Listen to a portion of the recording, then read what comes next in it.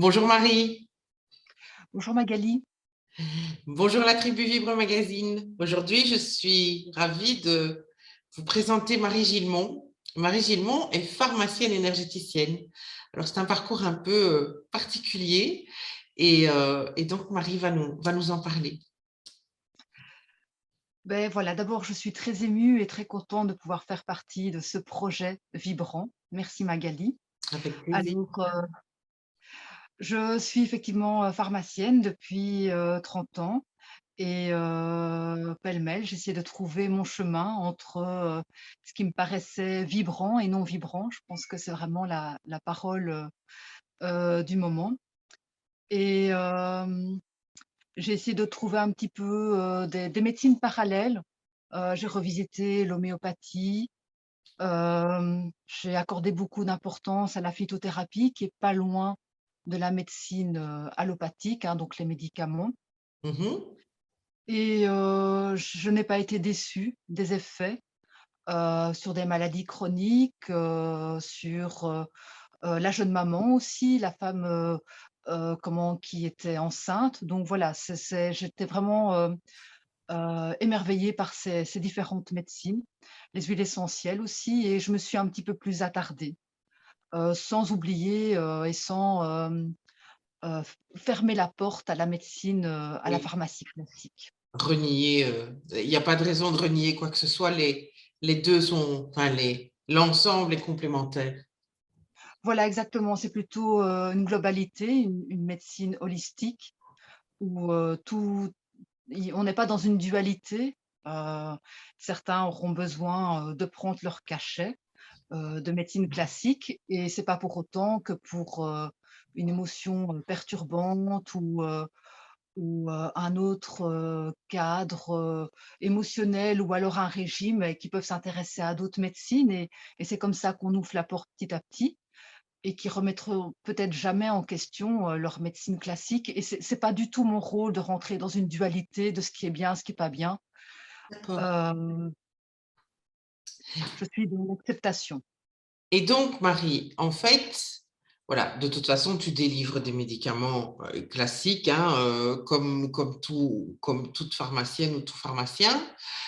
Et puis, comment tu fais pour finalement amener les gens, enfin, amener les gens, répondre à un besoin des gens de vivre autre chose que cette médecine qui est assez passive? Beh, j'ai la chance d'avoir la confiance des gens parce Mhm, qu'ils me connaissent, hein, donc je ne suis pas pharmacienne depuis 1 an ou 2, d'avoir de l'expérience, et j'ai une particularité que d'autres personnes peuvent avoir, hein, je ne suis pas la seule, c'est de l'hypersensibilité.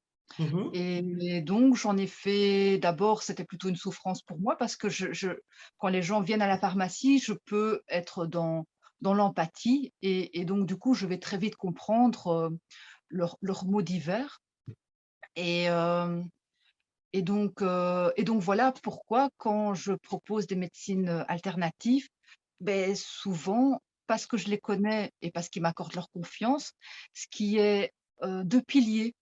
On ne peut pas aller chez un thérapeute ou chez un médecin ou un pharmacien dont on n'a pas confiance. bien sûr. Heu, voilà, et parce qu'à ce moment-là, il dépose ce qu'il ne déposerait pas peut-être à quelqu'un de proche, parce que je suis quelqu'un de professionnel, donc je suis pas là sur le Mhm. jugement, et donc ça me permet d'être une personne de qualité pour eux parce qu'ils m'accordent leur confiance, et donc du coup, beh, je peux prendre la vibration dans une plante ou dans de l'homéopathie vraiment optimum par rapport à ce que je ressens, et donc du coup, comme j'ai revisité l'homéopathie et d'autres médecines, mais ça me permet d'être en «résonance» entre guillemets avec ce que vit la personne.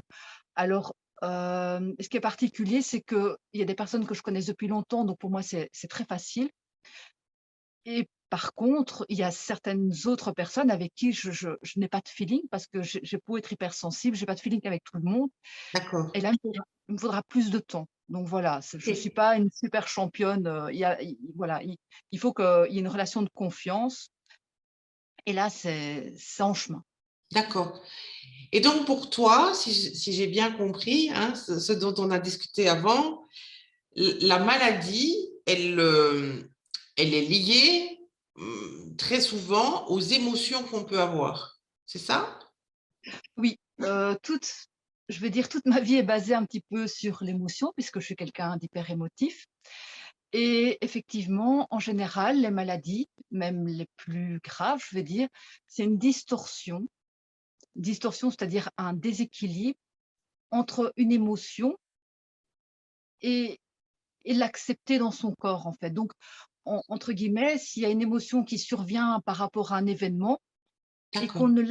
qu'on ne l'accepte pas, ça veut dire que ça passe pas par le cerveau, par le cœur et par les tripes, par le tribal, ben, du coup, il va se loger quelque part et ça s'appelle un petit peu la biologie totale. Il va se loger quelque part et ça sera quelque chose qui sera intégré dans notre corps comme un bagage D'accord. et à partir du moment où on arrive à revenir sur son passé ou sur l'émotion qui a été trop forte, qui a été non conscientisée, beh, déjà on la remet un petit peu, dans nos corps éthériques et là on peut la retravailler, la faire passer par les différents canaux. Donc on est su pas sur le contrôle, justement sur, corriger son contrôle, parce que parfois quand on a une émotion très, très forte, beh, on la met dans un tiroir et elle se somatise. Donc D'accord. c'est un petit peu une réécole, pas une réécole, une rééducation, de l'acceptation de ses émotions, quelles qu'elles soient. D'accord. Donc, en fait, si je comprends bien, tu aides à accepter l'émotion et une fois qu'elle est acceptée, elle se dégage du corps physique pour repartir dans les corps éthériques et où là, il faut à nouveau, j'imagine, la traiter. En fait, je pense que déjà mon rôle de confiance, donc le fait que je sois une professionnelle, que je n'ai pas de lien avec la personne, ça permet les gens à se poser, à déposer ce qu'ils veulent. Voilà, donc ça permet, voilà, d'être, pas dans un jeu de rôle, mmh. Mhm, Après, le fait que ça passe par la conscience, par l'émotion et peut-être même par une colère résiduelle, mhm. beh, c'est fini, on la traite plus. Elle a été acceptée, intégrée et c'est aussi simple que D'accord. ça. OK. Parce Et donc, à partir de ce moment-là, elle ne fait plus de tort, ni au corps physique, ni aux autres corps, c'est ça? voilà, on appelle ça la médecine active. Elle est déjà travaillée en Amérique dans certains hôpitaux en parallèle avec l'oncologie. Donc c'est quelque Mhm, chose qui est bien intégré. Enfin, en tout cas là-bas, hein, ici pas encore et elle fait opposition ou en tout cas, elle est en train de remettre en question la médecine passive qui est mhm, maintenant notre médecine, c'est-à-dire qu'on prend un médicament pour bloquer un métabolisme ou accélérer un métabolisme qui est déficient. Mais mhm, là, on se redonne le pouvoir de reprendre possession de sa pleine puissance, de tous ses corps. C'est juste d'accord. prendre conscience d'eux. Alors il faut pas quand je dis que ça passe par le cerveau, le cœur et le tribal, ça ne demande pas une intelligence, que du contraire, les gens qui sont très intelligents sont un petit peu, comme un labyrinthe et ils arrivent très vite à court-circuiter ici. Donc voilà, Mhm, le plus dur, c'est l'émotion. Une fois qu'on a travaillé l'émotion, beh, le tribal n'a plus grand-chose, à faire. Voilà, c'est vraiment, après moi j'ai aucune, prétention. Je pense que chacun peut le faire. mhm. Certaines pourront le faire avec d'autres personnes. Voilà, j'ai la chance d'être, un lien de contact et de confiance, il y a un lien professionnel et je veux le faire bien. Voilà. Mais de toute façon, tu as parlé d'homéopathie, de naturopathie, de phyto, donc tu travailles quand même avec certaines substances. Oui, oui, oui. En fait, comment l'homéopathie, à partir de 9 CH, il y a plus de molécules. Donc, Mhm, il c'est la mémoire mhm. de la molécule et donc on parle déjà de vibration. Alors, les cartésiens ont beaucoup de mal avec ça parce qu'il y a plus rien de tangible et Rien on de s'est rendu chimique en compte fait. qu'il y a rien de chimique, mais il y a entre donc la matière sans et la matière avec, qu'il y a une vibration Oui, différente. oui. Donc maintenant, c'est prouvé. Donc voilà, on peut déjà se dire ça marche et les cartésiens peuvent aussi y adhérer. Et voilà, donc on travaille avec une vibration en fait. Ça permet de c'est comme si, c'est comme si nous, on était une chanson, tu vois? Mhm, Et qui a soit une fausse note, soit il manque une note. Et avec l'homéopathie, on corrige cette fausse note mhm. et tu en général un traitement de 10 jours à 3 mois en fonction de la personne et de ce qui se passe. Et ben, on corrige la chanson et à force de corriger la chanson, beh, l'harmonie vient dans notre corps et on peut traiter plus facilement l'émotion qui qui a Qui fait est défaut à ce moment-là. dissonante. Je ne sais pas D'accord. si c'est intelligible, j'ai bien Oui, expliqué oui, oui, parce que oui. Bon, oui, ça oui, très clair, très clair. Alors, tu m'as parlé aussi du fait que tu t'intéressais de très près à la nutrithérapie. oui, oui, je suis passionnée par l'alimentation parce que je suis très gourmande, D'accord. heu et je pense que la première médecine, c'est ce qui se passe dans notre assiette. Alors, je ne veux pas parler de règlements, d'hygiène ici et là, mais déjà pouvoir s'identifier par ce qu'on mange.